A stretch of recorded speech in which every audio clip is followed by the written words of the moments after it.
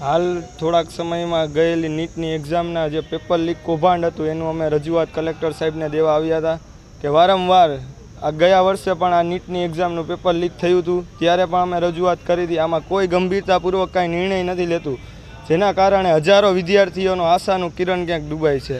હજારો લોકો, હજારો વિદ્યાર્થીઓના મા બાપો ક્યાંક સરકાર પાસે આશા રાખતા હોય કે પેપર લીક થાય તેમાં ગંભીરતાપૂર્વક કાર્યવાહી થાય, પરંતુ આ સરકાર ભાજપની તાનાશાહી એવી છે કે ભાજપ હિન્દુ ખતરામાં છે એમ કહીને મત માંગે છે, અને ખરેખર ભાજપના રાજમાં તો પેપર ખતરામાં છે. એક પેપર એવું નથી કે જે સુરક્ષિત રીતે થયું હોય.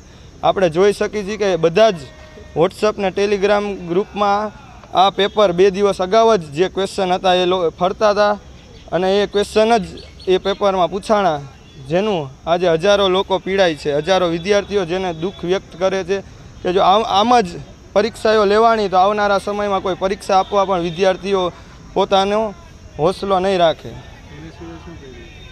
એને સિવાય અમે અત્યારે કલેક્ટર સાહેબને દેવા આવ્યા હતા આવેદન, શાંતિપૂર્વક કહ્યું હતું જો આમાં કાર્યવાહી નહીં કરે તો રોડ રસ્તાઓથી લઈને સાંસદ સુધી અમે આંદોલનો કરશી, પણ હવે અમે આમાં શાંત નહીં બેસી.